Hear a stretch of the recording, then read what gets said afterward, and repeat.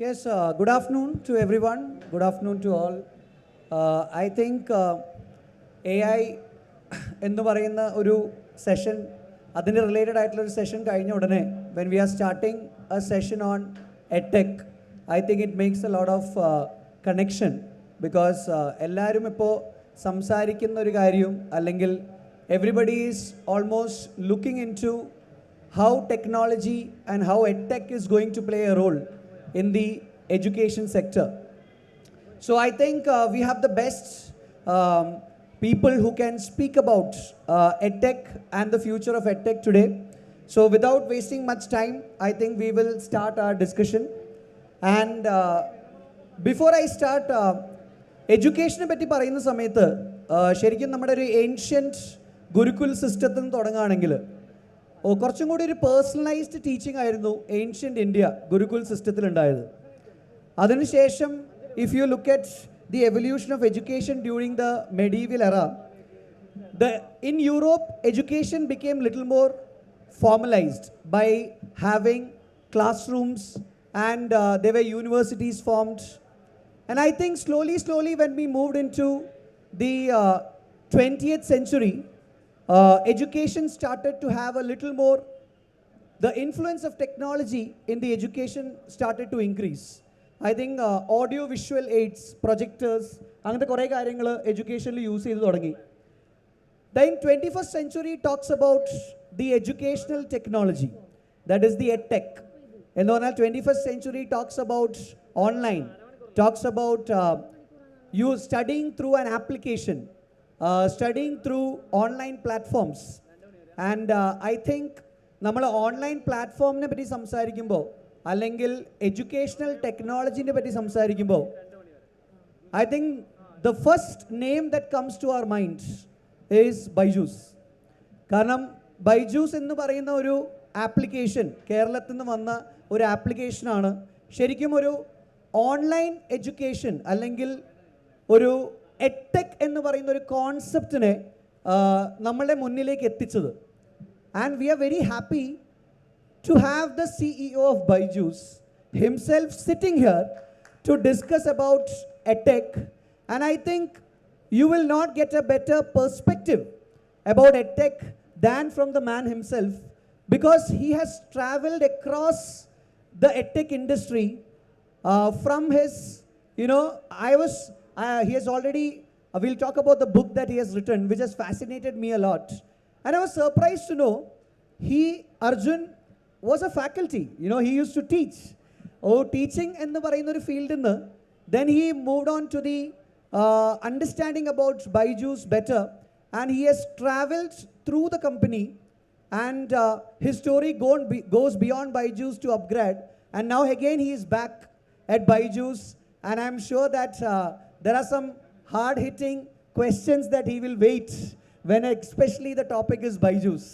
So we will go on to all that.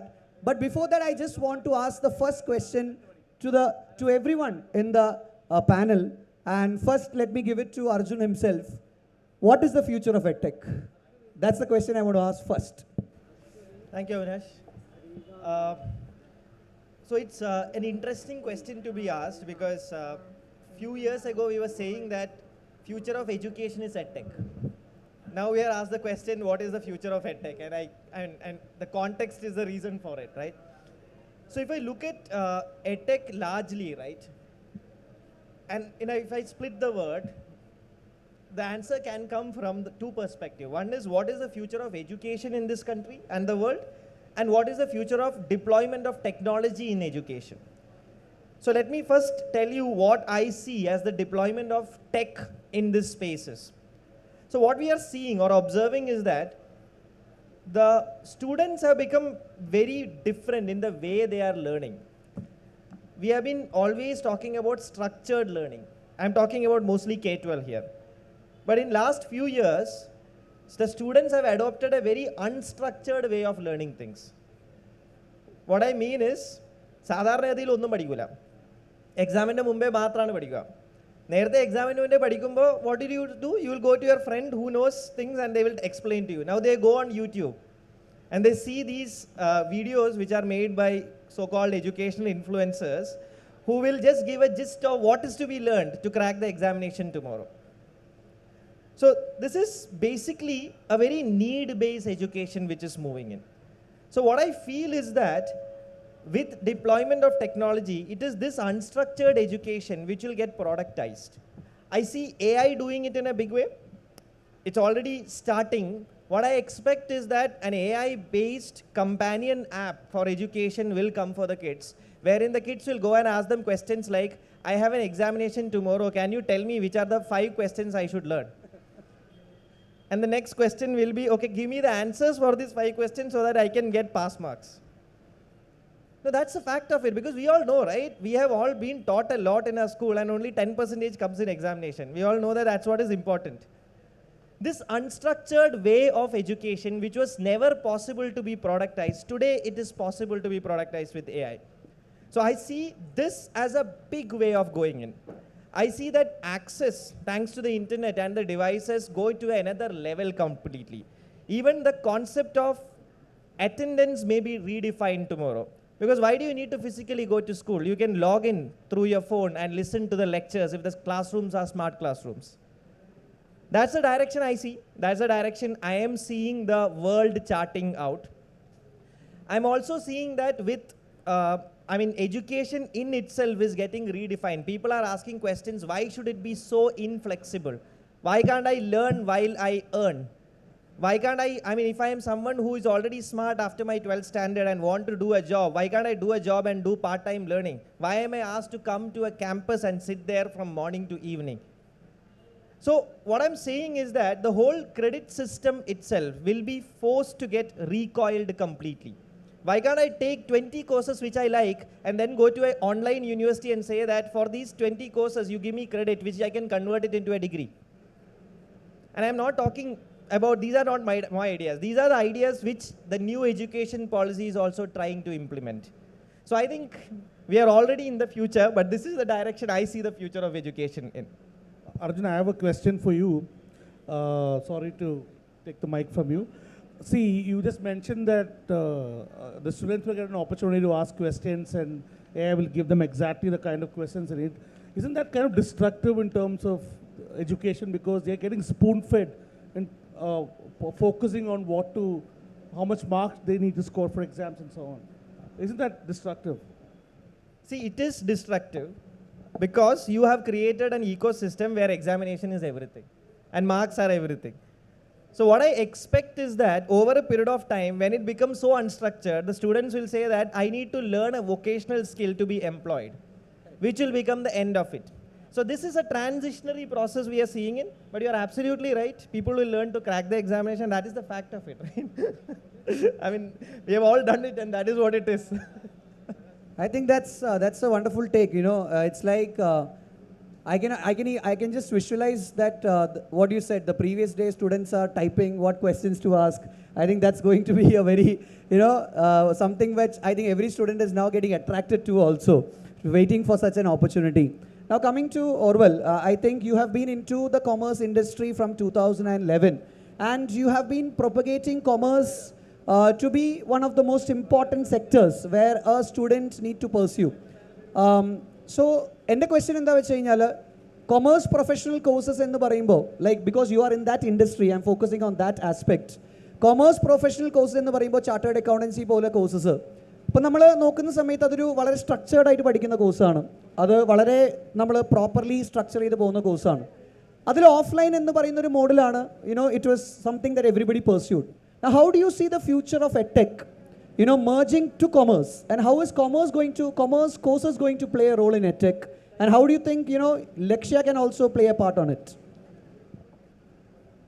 I have a different perspective on the കാരണം ഇനി വരാൻ പോകുന്ന നമ്മളിപ്പം പ്ലസ് ടു കഴിയുന്നൊരു വിദ്യാർത്ഥി അല്ലെങ്കിൽ ഡിഗ്രി കഴിയുന്നൊരു വിദ്യാർത്ഥി അല്ലെങ്കിൽ അപ്സ്കില്ല് ചെയ്യുന്ന സ്റ്റുഡൻസിന് എപ്പോഴും ഉണ്ടാകുന്നൊരു കൺഫ്യൂഷനാണ് ഏതൊരു മേഖല ഓപ്റ്റ് ചെയ്യണം, ഏത് ഇൻഡസ്ട്രി ചൂസ് ചെയ്യണം എന്നുള്ളത്.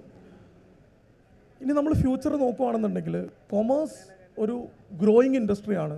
കൊമേഴ്സ് ഒരുപാട് പ്രാധാന്യമുള്ള ഒരു ഇൻഡസ്ട്രിയാണ്. വേൾഡ് മൊത്തത്തിൽ നമ്മളെടുത്ത് നോക്കുകയാണെന്നുണ്ടെങ്കിൽ ബിസിനസ് റൺ ചെയ്യണമെങ്കിൽ, കമ്പനി റൺ ചെയ്യണമെങ്കിൽ ഏതൊരു കമ്പനിയുടെയും ബാക്ക് ബോണാണ് ഫിനാൻസ് ഡിപ്പാർട്ട്മെൻറ്റ്. ഇപ്പോൾ കൊമേഴ്സ് എന്ന് പറയുന്നത് വളരെ പ്രാധാന്യമുള്ള, അല്ലെങ്കിൽ നമ്മുടെ രാജ്യ പുരോഗതിക്ക് തന്നെ ഒരുപാട് പ്രാധാന്യമുള്ളൊരു മേഖലയാണ്. ഒരുപാട് പ്രൊഫഷണൽസിനെ ശരിക്കും നമുക്ക് ആവശ്യമുണ്ട്. ഇപ്പോൾ നോക്കുവാണെങ്കിൽ ഏകദേശം 100 മില്യൺ വർക്കിംഗ് പ്രൊഫഷണൽസ് ഇന്ത്യയിലുണ്ട്. അപ്പോൾ ഇത്രയും പ്രൊഫഷണൽസിനെ ക്രിയേറ്റ് ചെയ്യാൻ വേണ്ടി നമ്മുടെ ഒരു ട്രഡീഷണൽ എഡ്യൂക്കേഷൻ സിസ്റ്റത്തിന് പറ്റൂല. അത്രയും ഹ്യൂജ് ഡിമാൻഡ് ആക്ച്വലി മാർക്കറ്റിലുണ്ട്. ഇതൊരു എഡ്യൂക്കേഷൻ ടെക്നോളജി അല്ലെങ്കിൽ എഡ്ടെക് ത്രൂ മാത്രമേ പോസിബിൾ ആവുള്ളൂ. കാരണം ഒരു വർക്കിംഗ് പ്രൊഫഷണലിന് അപ്സ്കില്ല് ചെയ്യണമെന്നുണ്ടെങ്കിൽ, അല്ലെങ്കിൽ ഇപ്പോൾ ഡിഗ്രി കഴിഞ്ഞൊരു നോർമലായിട്ടുള്ളൊരു വിദ്യാർത്ഥിക്ക് ഒരു പ്രൊഫഷണൽ കോഴ്സ് പഠിക്കണമെങ്കിൽ ഒരു 3 to 5 ഇയർ ഓൾറെഡി പി ജിക്ക് വേണ്ടി സ്പെൻഡ് ചെയ്തതിന് ശേഷം ഫുൾ ടൈമായിട്ട് പിന്നെ പഠിക്കുക എന്നുള്ളത് പ്രാക്ടിക്കലി പോസിബിൾ അല്ല. അല്ലെങ്കിൽ ഒരു ഓൾറെഡി ബി കോമിന് അല്ലെങ്കിൽ MBAക്ക് ജോയിൻ ചെയ്ത ഒരു വിദ്യാർത്ഥിക്ക് ഒരു ടെക്നോളജിയുടെ എന്താ പറയുക സഹായമില്ലാതെ പ്രാക്ടിക്കലി പഠിക്കാൻ പറ്റില്ല. അപ്പം വൈഡായിട്ടുള്ളൊരു ഓഡിയൻസിലേക്ക് എത്തണമെന്നുണ്ടെങ്കിൽ, ഇത്രയും റിക്വയർമെൻറ്റ് നമുക്ക് ഫുൾഫില്ല് ചെയ്യണമെന്നുണ്ടെങ്കിൽ എഡ്ടെക്കിലൂടെ മാത്രമേ പോസിബിൾ ആവുള്ളൂ. അപ്പം വലിയൊരു ഫ്യൂച്ചർ ഞാൻ ആക്ച്വലി കൊമേഴ്സിൽ എഡ്ടെക്കിന് കാണുന്നുണ്ട്. സോ ബേസിക്കലി എനിക്ക് തോന്നുന്നു like what exactly U are saying is that ഒരു 12th BCom കഴിഞ്ഞ ഒരു സ്റ്റുഡൻറ്റ് മാത്രമല്ല, വർക്കിംഗ് പ്രൊഫഷണൽസിലേക്കും എഡ്യൂക്കേഷൻ ആക്സസിബിലിറ്റി അല്ലെങ്കിൽ ഒരു വർക്ക് ചെയ്യുന്ന ആൾക്കാർക്കും മുന്നോട്ട് പഠിക്കാൻ ആഗ്രഹമുണ്ടെങ്കിൽ I think edtech plays a role. Because you can like what you also said earn while you learn എന്ന് പറയുന്ന ഒരു കാര്യം, I think edtech plays a role there also. But now coming to you, it's a very very very very important question I want to ask. എല്ലാവരും ഈ valuation എന്ന് പറയുന്നൊരു കാര്യമുണ്ട്. എന്ന് പറഞ്ഞാൽ how does an edtech be valued? ഇപ്പോൾ ബൈജൂസ് ആണെങ്കിലും various edtech companies were valued, അത് നമ്മൾ ന്യൂസ് പേപ്പറിലൊക്കെ വായിക്കുന്നതാണ്. So I think these companies when they are coming it's all good. കാരണം അത് എക്കോണമിയിലേക്ക് നന്നായിട്ട് എന്ത് ചെയ്യുന്നുണ്ട്, കോൺട്രിബ്യൂട്ട് ചെയ്യുന്നുണ്ട്. So my question is, how can edtech contribute to the wealth of the country, or how is edtech going to play a role in the wealth maximization in the country? And what is your thoughts on the valuation aspect of the companies right now? Hi. So thanks for the opportunity. See, I'll tell you, most of the faces that I see here are young kids, so it's good to see you guys, right? So I'll tell you a story. There's a company called Symphony Air Coolers. It's founded by a gentleman called Achal Bakeri in Gujarat, 1988. So he was an architect. Okay, പുള്ളിക്ക് AC ഉണ്ടാക്കാനോ air cooler ഉണ്ടാക്കാനോ ഒന്നും അറിയത്തില്ല. He went to a library. അവിടെ നിന്ന് എങ്ങനെയൊക്കെയോ കുറേ ബുക്കെല്ലാം ഇമ്പോർട്ടൊക്കെ ചെയ്ത് വായിച്ച് പഠിച്ച് ഈ learned how to make an AC, and it's currently almost a 7,000 crore valuation business, right? So that's how much there's no way somebody could get access to education, right? So for me, the way I look at it is access to such information. Now, just by show of hands, audience, how many of you guys want to become entrepreneurs?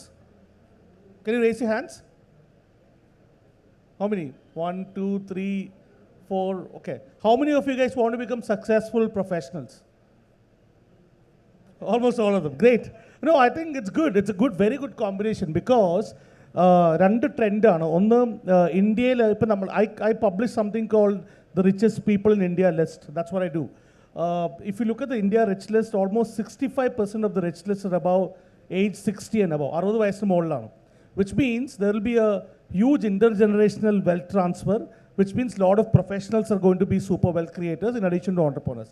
So for me, from my perspective, what EdTech really does is access to information, access to knowledge, which we did not have when I was graduating or when I was in my school days. Or you have to be super purpose like Arjun, who had double promotion in school, and he's now the CEO of Baidu. So but I was a very average student, but I never really had the opportunity to understand what's going on in the world. Now what EdTech does is give you that access, and what AI will do is structure the data that's around and give you in a manner that's going to help you advance your career, either through entrepreneurship or through your professional aspect. So that's what I think from a broader standpoint. The impact is going to be extremely huge for a country like India. The other day Mukesh Ambani said by 2040s, India will become a $35 trillion GDP company. Now currently we're at 3.2 trillion. So that's like an exponential growth. So our exponential growth വേണമെങ്കിൽ startups are going to play a huge role in terms of that innovation, and EdTech is going to play a even bigger role in a country like India for people to create wealth. So wealth creation standpoint, EdTech is going to be fantastic. Now talking about valuation, ഇപ്പോൾ നിങ്ങൾക്ക് മനസ്സിലാവുന്ന ഭാഷ പറയുകയാണെങ്കിൽ see currently ഇപ്പോൾ ലോകത്ത് ഇപ്പം Ukraine വാറും ഇൻഫ്ലേഷനും എല്ലാം കാരണം interest rates were at all time high in US. അത് കാരണം there was definitely a lack of funds coming into India compared to what it was 2 years back. And from my perspective, startup valuation is more like pricing a company. It's a supply-demand kind of thing, right? If you have a lot of money and the companies are few, the valuation is high. When you don't have so much money and there are enough companies, of course you get a bargain on the valuation. So valuation is a reflective of the wider global economic scenario, right? So in 2 years from now, 3 years from now, once the liquidity is back, all the valuation is going to hit back. The cycle is going to repeat. People are going to put money, and after 10 years, people are going to again lose money. So that's going to happen. It's a cycle. So that's my perspective of what EdTech would do to value wealth creation and also from a valuation standpoint. ഞാനിത് ഈ ഒരു ആൻസറിന് I just continue to a very very I would say very important question. അത് എനിക്കും personally ഭയങ്കര hit ചെയ്യുന്ന ഒരു question ആണ്. ദ ക്വസ്റ്റ്യൻ ഈസ് കോവിഡ് വന്ന സമയത്ത് there was a clear-cut talk among everyone that online is the future. ഇനി ഓൺലൈനിലാണ് എല്ലാം നടക്കാൻ പോകുന്നത്, ഇനി ഓൺലൈനിലാണ് എല്ലാം ഉണ്ടാവുക. ഐ തിങ്ക് ആ സമയത്ത് എഡ്ടെക് കമ്പനീസിനൊരു ബൂം, എസ്പെഷ്യലി ഇപ്പോൾ യൂട്യൂബ് ആയിക്കോട്ടെ, അല്ലെങ്കിൽ lots of companies got lot of people start to learn online.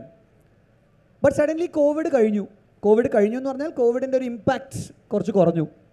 And I think all the students are now coming back to the campus.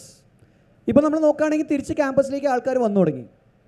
അപ്പോൾ ഇവിടെ ഫ്യൂച്ചർ ഉണ്ടെന്ന് പറയുമ്പോൾ ഞാൻ നോക്കുന്നത്, അല്ലെ എനിക്കുള്ള ചോദ്യം, ശരിക്കും ഡൗൺഫോൾ ആണോ? Is it actually edtechs the future or is it the start of the downfall? That's my question. That's to me, right? Yes, that's to you. All right. So again, see, and most of the people sitting here are people who are getting educated, people who are doing courses. So one thing about this age is that they keep changing their preferences. Okay, so what I have observed or in last few years in education is that the cycles of online and offline, it has always been there, but it was not this prolonged or not this highlighted except for the reason of COVID.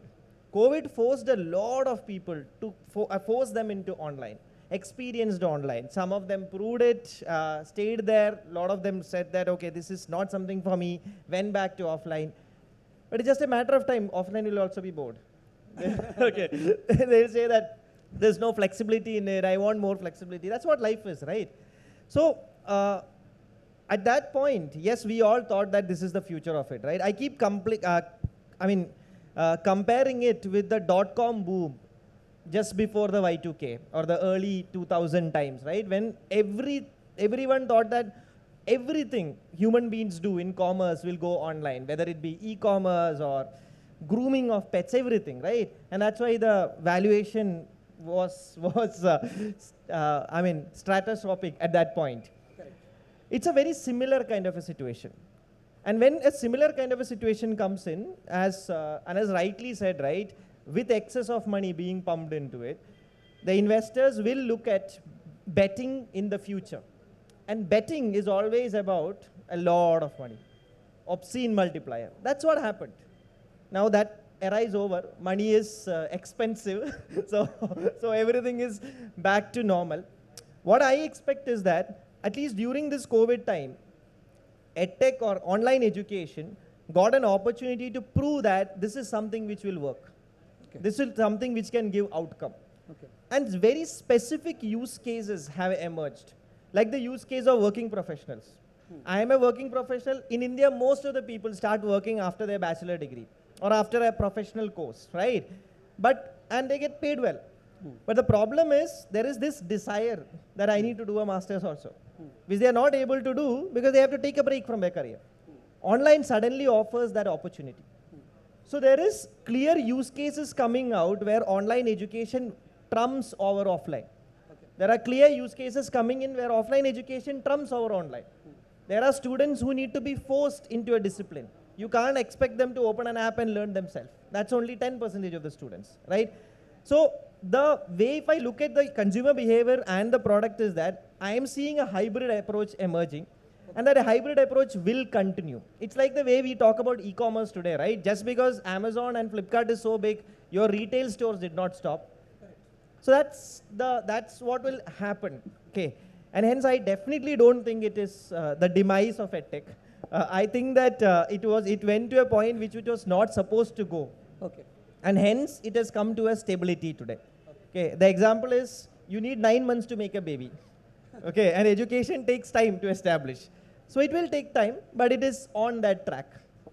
So that's good to hear because personally speaking, അതൊരു വലിയൊരു കാര്യമാണ് കാരണം EdTechന്റെ I've also read a lot of articles, a lot of people talking about the downfall, and I think it's important for the EdTech industry also to survive in the right manner. And continuing that, see, നമുക്ക് ഇപ്പോൾ EdTech industry എന്ന് പറയുമ്പോൾ തന്നെ obviously നമുക്ക് if you want to become a doctor, I don't think EdTech is the way. You want to become an engineer, I don't think EdTech is the way. കാരണം അതൊക്കെ നമുക്ക് എന്തായാലും it's an offline. It happens in colleges.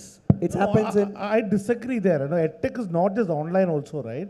You need to have anything technology infrastructure that's required for you to move forward. I'm sure there are a lot of super valuable EdTech companies that possibly support a medical college institution, something. So EdTech is definitely not just online classes, way beyond that. So that's the point. So that's right. But my point is, if you look at the courses given in EdTech, you will not be offering a medicine or an engineering in that. So the point is, what is the trend? Now, what all can happen in EdTech? If I put the question to Orwell, like we were looking on the working professional itself. See, normally ഒരു ആൾക്ക് BCom കഴിഞ്ഞാൽ അല്ലെങ്കിൽ ഒരു degree കഴിഞ്ഞാൽ ഒരു 20,000, 10,000, 20,000 per month salary is something that the person earns. But if you look at the expenses that a person has right now, it's very high. ഒരു satisfactory living വേണ്ടിയിട്ട് തന്നെ maybe you spend 30,000-40,000 a month. So it doesn't match. And for you to reach that level, it will take a lot of time in your work. So trends in EdTech എന്ന് പറയുമ്പോൾ സയൻസിലേക്കുള്ള trend when I say professional courses അപ്പോൾ medicine engineering ഇല്ലെങ്കിൽ so do you think that commerce is going to play that space? Definitely yes. അതായത് ശരിക്കും ഒരു കുട്ടി ഒരു എഡ്യൂക്കേഷൻ എന്തിനാണെന്ന് ചോദിച്ചാൽ അതിന് ഒരുപാട് ഡെഫിനേഷൻസ് ഉണ്ട്, അതിനൊരുപാട് മാനങ്ങളുണ്ട്. At the end of the day എല്ലാവരും നോക്കുന്നത് നല്ലൊരു ജോലിയാണ്. നമ്മൾ റിയാലിറ്റിയിൽ സംസാരിക്കുവാണെങ്കിൽ ഇപ്പം നമ്മൾ കേരളത്തിലെ അല്ലെങ്കിൽ ഇന്ത്യയിലെ ഒരു സിറ്റുവേഷൻ നോക്കുവാണെങ്കിൽ ഇപ്പം BCom കഴിഞ്ഞിറങ്ങുന്ന അല്ലെങ്കിൽ ഗ്രാജുവേഷൻ പോസ്റ്റ് ഗ്രാജുവേഷൻ കഴിഞ്ഞിറങ്ങുന്ന കുട്ടികളുടെ ഒരു average salary as you said that is actually average is less than 20,000 rupees. ശരിക്കും ഇന്നത്തെ നമ്മുടെ ഒരു വർത്തമാന കാലഘട്ടത്തിൽ ഒരു 20,000 രൂപ കൊണ്ട് ഒരു ആൾക്ക് ജീവിക്കാൻ പറ്റുമോ എന്ന് ചോദിച്ചാൽ നമുക്ക് എല്ലാവർക്കും അറിയാം ജീവിക്കാനൊക്കെ പറ്റും, പക്ഷെ നമുക്ക് വിചാരിക്കുന്ന രീതിയിൽ ജീവിക്കാൻ പറ്റൂല. That is the reality. Post graduation കഴിഞ്ഞാലും 2 വർഷത്തെ എഫേർട്ടിന് ശേഷം പരമാവധി ഒരു 2,000-3,000 രൂപ കൂടെ മന്ത്ലി സാലറിയിൽ കൂടുതൽ കിട്ടും. ശരിക്കും പറഞ്ഞാൽ ഈ റിയാലിറ്റി കുട്ടികൾ മനസ്സിലാക്കുന്നില്ല, പാരൻസ് മനസ്സിലാക്കുന്നില്ല, നമ്മുടെ സൊസൈറ്റി മനസ്സിലാക്കുന്നില്ല. ശരിക്കും ഇവിടെ EdTechനൊരു ഇമ്പോർട്ടൻസ് വരുന്നത് ഇപ്പം BCom കഴിഞ്ഞ ഒരാൾ ഒരു നോർമൽ ജോലിക്ക് കയറി ഒരു 1 ഇയർ സ്പെൻഡ് ചെയ്താൽ അയാൾക്കൊരു കൊമേഴ്സ് പ്രൊഫഷണൽ ആവാൻ പറ്റും. ഒരു 20,000 സാലറി കിട്ടുന്ന ഒരാളുടെ salary will shoot up to 50,000 rupees. ഒരു എക്സാമ്പിൾ ഞാനൊന്ന് കൺസോൾട്ടേറ്റ് ചെയ്തിട്ട് ലക്ഷ്യയുടെ ഒരു കഴിഞ്ഞ 14 വർഷത്തെ ജേണി പറയുവാണെങ്കിൽ 75,000 to 80,000 സ്റ്റുഡൻസ് ലക്ഷ്യയിൽ കഴിഞ്ഞ 14 വർഷത്തിൽ പഠിച്ചിട്ടുണ്ട്. ഒരു 20,000 to 25,000 students are successfully placed in different companies all around the world. അവരുടെ ഒരു ആവറേജ് സാലറി നമ്മൾ എടുത്ത് നോക്കുവാണെങ്കിൽ ഇറ്റ് വിൽ കം അറൗണ്ട് ഒരു 50,000 to 60,000 rupees പെർ മന്ത്. നമ്മളൊരു കൺസോൾട്ടേറ്റഡ് ഒരു ഇയർലി ഫിഗർ എടുക്കുവാണെങ്കിൽ ഒരു 1,400 crore rupees അത് വരും. അതൊരു 300 crore rupees ആണ് ശരിക്കും ജനറേറ്റഡ് ആവേണ്ടി ഇരുന്നത്. അതാണ് അത്രയും ഡിഫറൻസ് എന്ത് ചെയ്തത് ശരിക്കും ഉണ്ടാക്കിയത്. അത് ആക്ച്വലി ഒരു ചെറിയ നമ്പറായിട്ടാണ് ഞാൻ കാണുന്നത്. അപ്പോൾ ശരിക്കും പറയുകയാണെങ്കിൽ കോളേജിൽ പോയി 3, 4, 5 വർഷമൊന്നും ശരിക്കും സ്പെൻഡ് ചെയ്യേണ്ട ആവശ്യമില്ല ഒരു കുട്ടിക്ക് ഈ ലെവലിലേക്ക് എത്താൻ. കാരണം വേൾഡിൽ അത്രയും സ്കിൽഡ് ആയിട്ടുള്ള പ്രൊഫഷണൽസിന് ആവശ്യമുണ്ട്, especially in the commerce world. പഠിച്ചുകൊണ്ടിരിക്കുമ്പോഴും അല്ലെങ്കിൽ കംപ്ലീറ്റ് ആയിട്ടൊരു കുട്ടി ഓൺലൈനിൽ പഠിക്കാൻ ശ്രമിച്ചാലും ഒരു 1 to 3 ഇയർ കൊണ്ട് ഒരാൾക്കൊരു പ്രൊഫഷണലായിട്ട് അല്ലെങ്കിൽ ഒരു, ഞാൻ സ്പെസിഫിക്കലി പറയുകയാണെങ്കിൽ ഒരു കൊമേഴ്സ് പ്രൊഫഷണലായിട്ട് മാറാൻ പറ്റും.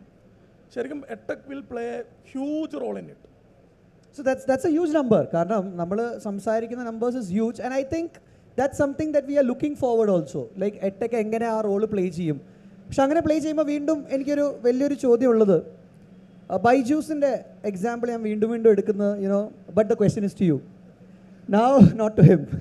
The question is, ബൈജൂസിൻ്റെ ഞാൻ നോക്കുമ്പോൾ there was a time when I think because it's something connected to value, Shah Rukh Khan was the brand ambassador of Byju's at one point of time. Then I think Byju's was sponsoring the Indian cricket team.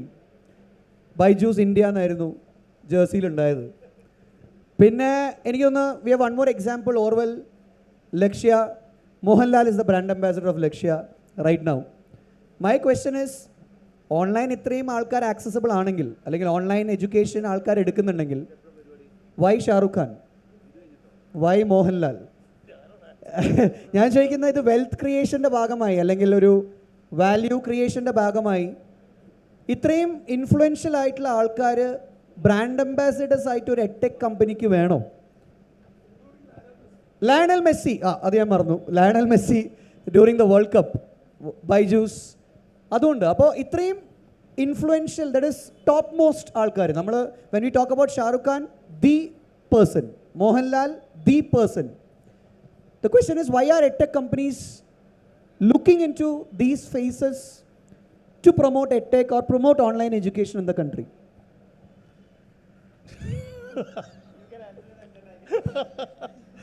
See, I think I didn't engage. My company doesn't have the money to give Shah Rukh Khan, so or Lionel Messi for that matter. But see, from my perspective, something like what Lakshya is doing, for instance, right? I can speak about that. ഇപ്പം commerce കൊണ്ട് ഇത്രയും impact ഉണ്ടാക്കുന്ന ലക്ഷ്യം, ഇപ്പം Orwell number പറഞ്ഞു, അത് എത്ര പേർക്ക് അറിയാം, right? And I know Orwell for a while, and I know since his beginning days. I know how much Orwell and Adish wants to create an impact for the children in terms of upgrading their career and increase their income levels, right? And they work really hard. They work super hard to get this thing done. But there's only a limit to which they can push the message using their resources. Now, Adish has gotten into movies, hopefully he'll become a superstar in 3-4 years. That's a different story. But then there's a limit to which they can spread the message. Now, someone like Mohanlal, who's trusted and who's valued amongst the Malayali or South Indian diaspora, South Indians mainly, mostly, right? It also gives respect to commerce as a course, as a pillar. And also it helps Lakshya, the messaging or the vision of what they stand for in terms of, spreading the message out. That's the whole idea. So I think it's very, very important. I think Shah Rukh Khan, Messi, you can answer. Yeah, so the logic is this. If you are establishing a new concept, okay, see in K-12 online education, you are basically going and selling it to parents. These are people who have studied in school, classrooms for 12 years. And you're going and telling them that without a classroom, your kid can study. So you really need these people to start looking at things from a very different perspective. It's fundamentally about a new product, a new creation of a new culture itself. For that, you need someone very credible, someone who is very famous, who can take your message ahead. That's the logic, nothing else, right? And that's important, and that's where Lakshya takes Mohanlal or Baiju takes Shah Rukh Khan. The kind of depth you will get with that kind of an association, it's incredible. Because people will be curious, right? Then they will try. So even it's not education, right? You will see that in a lot of branding mechanisms. Maybe you can add something about the Mohanlal piece. I want to ask one question. Slightly controversial. So I want to ask you a question. But you would have read social media and everything about the brand ambassadorship and all that stuff. So how do I know that you travel, I mean, the company travels with a mission of spreading the message, but when you hear it differently from the media around, how do you feel about it? See, first of all, social media is probably 0.1% of the message. These are people, these are a minority who likes to talk a lot. Okay, because that's the way they want to do things, right? The analogy is, പണ്ടത്തെ നമ്മുടെ എന്താണ് പുഞ്ചിരി മുക്കിലുള്ള ഒച്ചപ്പാടാക്കുന്ന ആൾക്കാരില്ല. That is the right analogy for the people who are screaming on social media. It's more of that. So what I'm saying is that when you are spending so much of money on branding and bringing in such a big change, you have to think it through. You have to rely on data. There are multiple surveys which gets taken. There are consumer behavior studies which goes into it. There are pre and post brand campaign understanding which goes into it. That's what which helps you make the decision and the effectiveness of it finally. There will be people, right? For instance, നമ്മൾ ഷാറുഖ് ഖാന്റെ രണ്ടാമത്തെ add ചെയ്ത് when it went on, so that was the first ad which was about the math musical, right? So a very impressively short ad. So I was very clear that I will launch this ad in movie halls, because in a big hall, right? So we did that. And the first comment I see is from a famous author on Facebook saying that, why would you do this with education? Okay, so it's a perspective. Everyone is entitled to their opinion. But that's not the customer which I am trying to reach, right? Finally, the proof of the pudding is in eating it, and that proved. Correct. It Correct. worked. Correct. That's true. Yeah. You want to add something on it? ഞാൻ നേരത്തെ 2011 അല്ലെങ്കിൽ 10 ആ കാലഘട്ടം ഒരു ലക്ഷ്യം തുടങ്ങിയ ഒരു കാലഘട്ടം ഞാൻ സൂചിപ്പിച്ചിരുന്നു. ആ സമയത്ത് ശരിക്കും 12th കഴിഞ്ഞ് ഇറങ്ങുന്ന ഒരു കുട്ടിയുടെ മുമ്പിൽ മേജറായിട്ടുണ്ടായിരുന്ന 2 ഓപ്ഷനാണ്. അതായത് പിന്നെ എൻജിനീയറിംഗ് അല്ലെങ്കിൽ മെഡിസിൻ. കൊമേഴ്സ് എടുക്കുന്ന കുട്ടികളാണെങ്കിൽ കമ്പാരിറ്റീവ്ലി കുറവാണ്. സയൻസ് കിട്ടാത്ത കുട്ടികളാണ് പൊതുവേ കൊമേഴ്സ് എടുക്കുക, അല്ലെങ്കിൽ മാത്സ് ടഫായ കുട്ടികളാണ് കൊമേഴ്സ് എടുക്കുക. കൊമേഴ്സ് ഒരു വലിയ ഇൻഡസ്ട്രി ആണെങ്കിലും അത് ആളുകൾ റിയലൈസ് ചെയ്തിരുന്നില്ല. അതായത് ഡോക്ടർ, എൻജിനീയർ എന്ന് പറയുന്നതാണ് ഇതിൽ ഏറ്റവും ഒരു എപ്പിറ്റോം ഓഫ് ആ ഒരു കാര്യമാണ് ആൾക്കാരുടെ മൈൻഡിലുണ്ടായിരുന്നത്. കഴിഞ്ഞ 14 വർഷമായിട്ട് നമ്മളിത് സംസാരിച്ചുകൊണ്ടിരിക്കുകയാണ്. Commerce is a big industry, growing industry, ഇതിൽ വന്നാൽ 3 വർഷം കൊണ്ട് നിങ്ങൾക്ക് ജോലി കിട്ടും, ലൈഫ് സെറ്റിലാവും. ഇത് കേൾക്കുന്നുണ്ട്, വളരെ കുറച്ച് ആൾക്കാർ മാത്രമേ ഇത് ശ്രദ്ധിക്കുന്നുണ്ടായിട്ടുള്ളൂ. കഴിഞ്ഞ വർഷം ലാൽ സാറിനെ എൻഡോസ് ചെയ്തതിന് ശേഷം ലാൽ സാർ പറയാണ് കൊമേഴ്സ് ഈസ് എവറിത്തിങ്, അല്ലെങ്കിൽ നിങ്ങൾ കൊമേഴ്സ് പഠിക്കൂ, 21ാമത്തെ വയസ്സിൽ ചാർട്ടേഡ് അക്കൗണ്ടൻ്റ് ആകുമെന്ന് പറയുമ്പം പീപ്പിൾ വിൽ ലിസൺ. കാരണം ആ ക്രെഡിബിലിറ്റിയാണ് അവിടെ എന്ത് ചെയ്യുന്നത്, യൂസ് ചെയ്യുന്നത്. കാരണം ഒരു സ്ട്രോങ് ആയിട്ടുള്ള പവർഫുൾ ആയിട്ടുള്ളൊരു ഇൻഡസ്ട്രി, ഒരു മെസ്സേജ് കേരളത്തിലൊരു 3,40,00,000 ആളുകളിലേക്ക് നമുക്ക് എത്തിക്കണമെന്നുണ്ടെങ്കിൽ ഹ്യൂജ് കോസ്റ്റ് അതിൽ ഇൻവോൾവ് ആണ്. അപ്പം ഒരു ബ്രാൻഡ് അംബാസിഡർ നമ്മൾ യൂസ് ചെയ്യുന്ന സമയത്ത് നമ്മൾ സ്പെൻഡ് ചെയ്യുന്ന കോസ്റ്റ് ജസ്റ്റിഫയബിൾ ആവാണ്. അത് കോസ്റ്റ് നമുക്ക് കുറയും. രണ്ടാമത്തെ കാര്യം, നമ്മൾ പറയുന്ന മെസ്സേജ് കൂടുതൽ ആളുകളിലേക്ക് എത്തും. ഷാറുഖ് ഖാൻ അല്ലായിരുന്നു ബ്രാൻഡ് അംബാസിഡർ, അല്ലെങ്കിൽ ബൈജൂസ് മോഹൻലാലിനെ ബ്രാൻഡ് അംബാസിഡറായിട്ട് കേരളത്തിൽ യൂസ് ചെയ്തിരുന്നു. ഇത് ശ്രദ്ധിക്കുമായിരിക്കും, പക്ഷേ ഇത് ശ്രദ്ധിക്കാൻ വേണ്ടിയിട്ട് ഒരുപാട് സമയമെടുക്കും, ഒരുപാട് മണി സ്പെൻഡ് ചെയ്യേണ്ടി വരും. ഒരു 2 വർഷം കൊണ്ടുണ്ടാവുന്ന result it may take another 5 to 6 years. That is the issue. So basically it's about reaching out to larger audience. Yeah, of course. Now, Arjun has written a book which I would suggest everyone has to, ഒരു തവണയെങ്കിലും വായിക്കണം. It's called as Educating a Billion. It's a wonderful book, Educating a Billion, that Arjun has written. I think everybody please go through this. You'll understand how Edtech has actually, worked in India. എന്തൊക്കെയാണ് ചെയ്തതെന്നുള്ള കൃത്യമായിട്ട് ആ book വായിച്ചാൽ മനസ്സിലാവും. But I want to quote from the book. Now, in the book you said in 1947, less than 0.1% of our population was enrolled in 20 universities across the country. Then you said, according to the 2011 census, that is after 64 years of educational reforms, 8.5% of the Indians above the age of 15 were graduates, a 90 times increase in 64 years, which translates to 7.2% compound annual growth rates. This is too less. അല്ലേ, ഇത് ഭയങ്കര കുറവാണ്. അതിനോടൊപ്പം തന്നെ you are also saying that ഒരാൾക്ക് ഇനി graduate ആവണമെങ്കിൽ universities പോകണം. And universities require a lot of capital fund. It requires space, it requires, and if you look at IIMs, IITs, you know, it's like very few get into those. You are one among those, got into IIMs, but very few get into those. So do you think the future of EdTech is the answer to this problem? Yep. So thank you for quoting the book. Okay.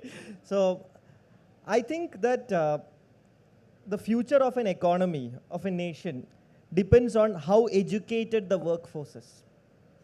If the workforce is educated, I'm not talking about literacy here, I'm talking about educated, then they will contribute to the nation building much better than everyone else. And that is where economies really turn around. Okay, so there are a lot of examples across the world where it has happened, but not many. There are some examples across the world.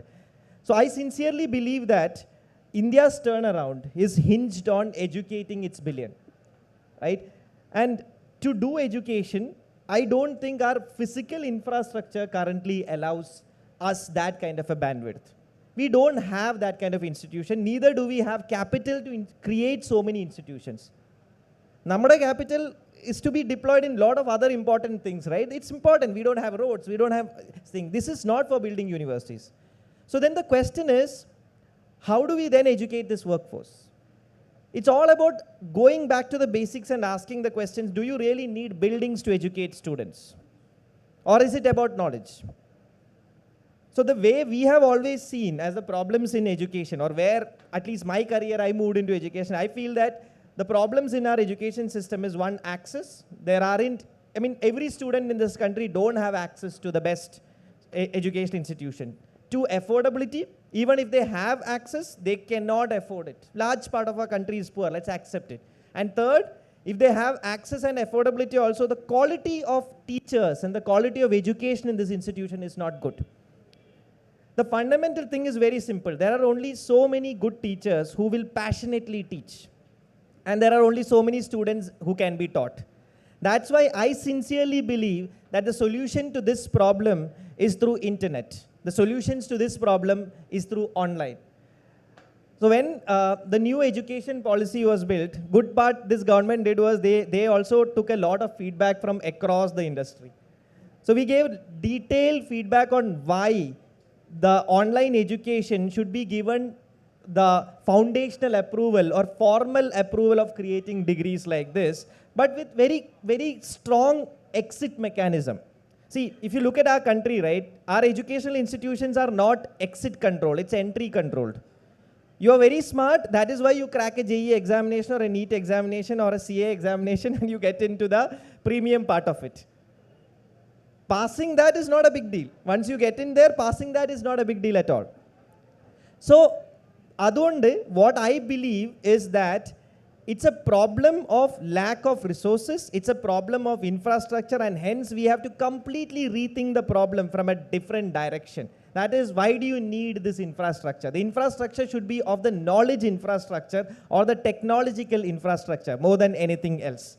So that's how I see the problem and that's how I see the solution. Yeah, so but I want to again, ഇത് പറയുന്ന സമയത്ത് ഒരു കാര്യം കൂടി ബുക്കിൽ പറയുന്നുണ്ട്. I have always believed that education needs hand-holding, and in most cases a bit of force and a lot of motivation. അല്ലേ? അപ്പോൾ ഞാൻ ചോദിക്കുന്നത് ഇതെങ്ങനെ സാധിക്കും? Avinash is a teacher. Yeah. Okay. ഒരു ക്ലാസ് എടുക്കുമ്പോൾ അതിൽ എത്ര ശതമാനം നോളജ് ഉണ്ടാവും, എത്ര ശതമാനം മോട്ടിവേഷൻ ഉണ്ടാവും? Yes. You know what I'm talking yes, about. Yes, right? I know, I understand. So when I'm talking about a passionate and a good teacher, that is what it is. The person can mix all this thing and really excite the student to pick up the knowledge which is provided to them. അങ്ങനെയുള്ള കുറച്ച് ടീച്ചേഴ്സേ ഉള്ളൂ, അതാണ് സത്യം. Okay. Can we use technology to take their message to larger number of students? That's the question. ഇപ്പം ശരിക്കും പറഞ്ഞാൽ നമുക്ക് കേരളത്തിൽ ഇരുന്നിട്ട് we can see videos of MIT professors who are half of them are Nobel laureates. If we have access to that kind of knowledge, why are we not learning things there, writing an examination based on that and giving a degree or a credit based on that examination score? Why are we still saying that you need to go and pass an entrance examination and go to a building and stay there for 4 years? This is the fundamental question. I think NEP is a policy in the right direction because it brings in a lot of ideas. If you are able to implement NEP 100%, we will be the most advanced educational economy in the world. But that 100% will not happen that easily. But we are definitely on path for it. Perfect. Now I'll come to you on a very, I don't think it's a different question. It's about artificial intelligence, AI. You know, AI is something that everybody talks about. Even if you know about it, you don't know about it, you discuss it. You know, basically everybody wants to discuss about AI. Now the question is, how do you look at AI playing a role in the Edtech in the coming years? How do you think that artificial intelligence will help students to learn? And is it going to be the next thing of the future of the Edtech? I think Saji Gopinath sir's sessions last panel, he made a very good statement. I think AI is definitely going to play a huge role. So from my perspective, firstly, AI is going to be a huge supply driver in the sense that there will be a lot of curriculum and degrees based on AI. So that is going to be the first sort of thing, okay? So there's a lot of value creation happening from that standpoint. After which, and of course, across, I mean, all the companies, including Baidu's, everybody is working on some kind of AI product which will enhance the learning experience. For sure. I think it's definitely going to add, yeah. So, so my question is, anybody can answer. I am a teacher. I can still teach, right?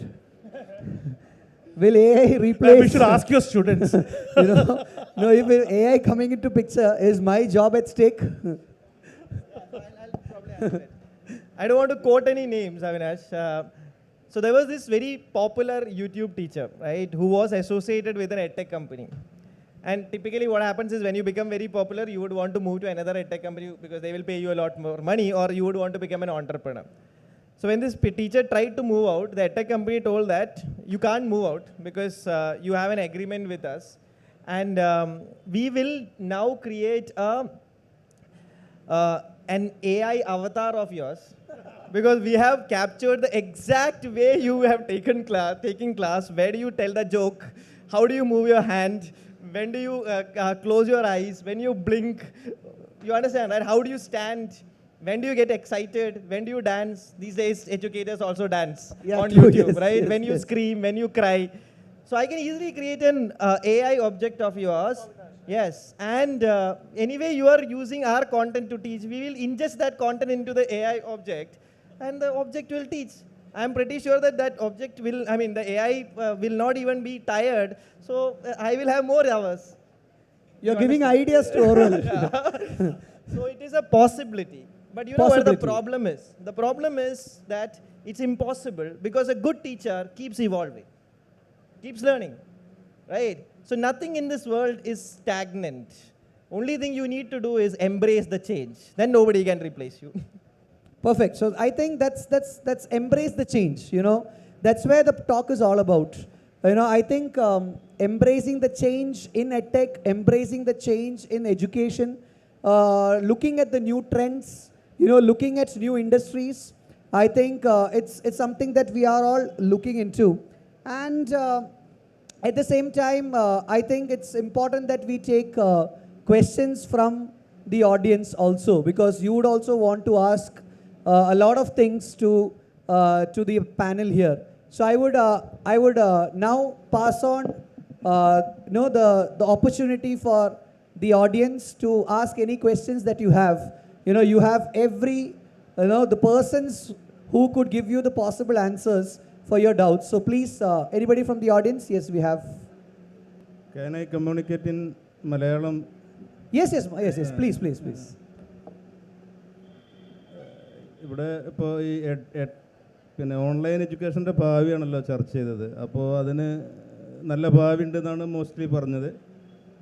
അപ്പോൾ അത് നമ്മൾ സാധാരണ ഒരു പിന്നെ കാര്യം implement ചെയ്യാൻ സമയത്ത് സാധാരണ നമ്മൾ മലയാളീസ് ആയാലും ഇന്ത്യക്കാരായാലും ഇത് വേറെ ഏതൊക്കെ രാജ്യങ്ങളിൽ ഇംപ്ലിമെൻ്റ് ചെയ്തിട്ടുണ്ട്, എവിടെ സക്സസ് ആയിട്ടുണ്ടെന്ന് ചിന്തിക്കാറുണ്ട്. അപ്പോൾ നിങ്ങൾ ഈ പറഞ്ഞ ഈ കാര്യങ്ങൾ ഇംപ്ലിമെൻ്റ് ചെയ്തു. അപ്പോൾ എഡ്യൂക്കേഷൻ പോളിസി വരെ മാറ്റണം എന്ന് പറഞ്ഞു. അപ്പോൾ അങ്ങനെ മാറ്റിയിട്ട് ഇത് സക്സസ്ഫുള്ളായി ഇംപ്ലിമെൻ്റ് ചെയ്ത സ്ഥലങ്ങൾ ഏതൊക്കെയാണ്, അതിൻ്റെ അവിടുത്തെ ഗ്രോത്ത് റേറ്റ് ഒക്കെ എങ്ങനെയാണ്, ഒന്ന് ചെറുതായിട്ട് സൂചിപ്പിക്കാവും. അതായത് ഇതിൻ്റെ ഒരു സക്സസ്ഫുള്ളി ഇത് ഇംപ്ലിമെൻ്റ് ചെയ്ത് കഴിഞ്ഞ രാജ്യങ്ങൾ ഇപ്പോൾ കൂടുതൽ എക്സ്പീരിയൻസ് ഉണ്ടാവും എന്നാണ് വിചാരിക്കുന്നത്, എന്ന് പറയാമോ? സോ ഫസ്റ്റ് ഓഫ് ഓൾ, നിങ്ങൾ പറഞ്ഞത് ശരിയാണ്. നമ്മളെ അപ്രോച്ച് എപ്പോഴും അതാണ്. ഓക്കെ, ബാക്കി ഏത് രാജ്യമാണ് ഇത് കറക്റ്റായി ഇംപ്ലിമെൻ്റ് ചെയ്തിട്ടുള്ളത്, അവിടെ വിജയിച്ചുകൊണ്ട് നമുക്ക് ഇവിടെ ഇംപ്ലിമെൻ്റ് ചെയ്യാം. Personally, if you ask me, I'm against that philosophy. I think this country is unique. What is right here, what may work here, may not work anywhere else. അതുകൊണ്ട് തന്നെയാണ് ലോകത്തിൽ എവിടെ നോക്കിക്കഴിഞ്ഞാലും edtech is a B2B business. We sell to school. In India, it's a B2C business. We directly sell to the parents and the teachers. So, ഈ NEP പോളിസിയുടെ കാര്യം പ്രത്യേകിച്ച് പറഞ്ഞു കഴിഞ്ഞാൽ, നമ്മൾ ഉണ്ടാക്കിയ പോലെയുള്ള പോളിസി ഈ ലോകത്തിൽ എവിടെയും ഇംപ്ലിമെൻറ്റ് ചെയ്തിട്ടില്ല 100%. This is the first and most unique policy ever made. But parts of this policy have been implemented successfully across multiple countries. One example is Finland. A lot of things, school education എടുത്ത് നോക്കിക്കഴിഞ്ഞാൽ, school എഡ്യൂക്കേഷനിലെ main കാര്യം എന്താണ് പറയുന്നത്? ചെറിയ കുട്ടികളെ പഠിച്ചു തുടങ്ങുമ്പം അവരെ mother ടങ്ങിൽ പഠിപ്പിക്കണം. We are obsessed about English.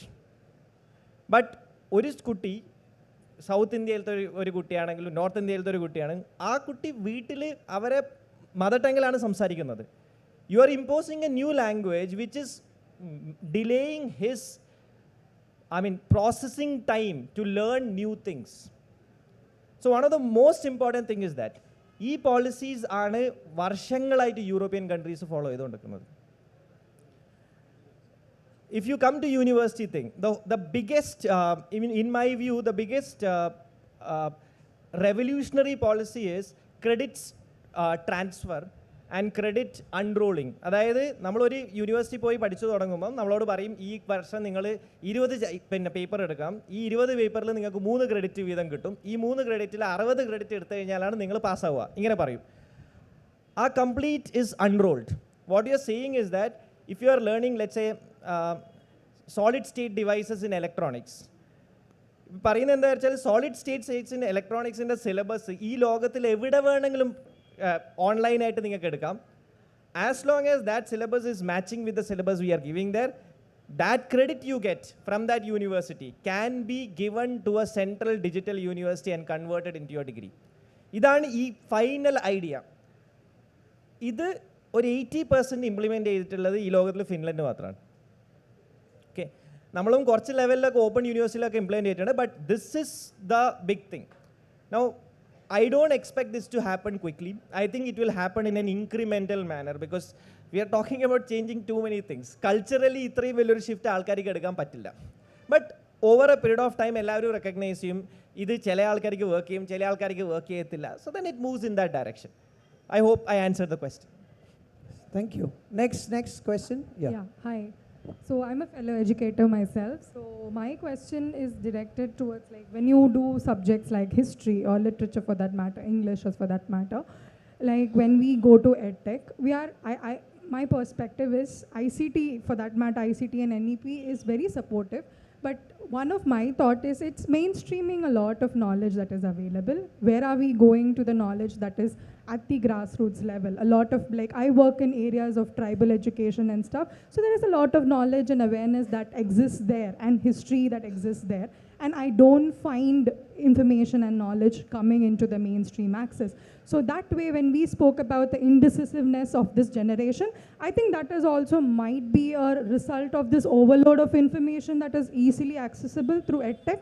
So maybe it's an advantage or disadvantage, but in a way, how are we trying to like pull in all these local resources that actually is the diversity of India? Otherwise, we're just becoming like a global, like a monotonous education supply. Where are we diversifying with relates to the content and knowledge which is based out of India? So that's my question to you. Anybody for that matter, but yeah. No, I will just do an initial thing and you can maybe see one thing we have to really understand is India as a country is a teenager when it comes to rest of the countries in terms of our age. We are a very young country, right? So we're evolving, a lot of foundations are being rebuilt and all that stuff. So I think it's a process. It will take time, but it's a process. It will definitely get consolidated. I mean, a lot of these information would come up, come on air. That's what my thought process. It will take time, like NEP. It might, I don't know, maybe take 5, 10, 15 years. I don't know, but it will happen. That's what I think. See, I see two questions there. One question is, what happens to this inherent local knowledge, okay, which may have solved very complex problem which a general solution may not exist today, right? And what is Edtech doing to do that, fix that? The second question which I could hear is that how are you stopping this standardization thing, right? See, I'll try to answer the second question first, because I think what Edtech built on is the existing education system. The standardization was driven more by the existing education system, right? That's what it is. It is about having syllabuses which everyone has to follow without much of choices. It is about the rat race where we all follow the same thing because we are told that this is the most successful way to do that. So when you're building a business, you will try to first tap into the one where there is scale and mass and make money out of it, right? So I don't really think that that is an Edtech problem. In fact, Edtech has been solving it with technology by saying that every student can't learn in the same manner. It cannot be one size fits solution. So you personalize it, right? Now coming to the second problem, right? So when I personalize it also, what really happens?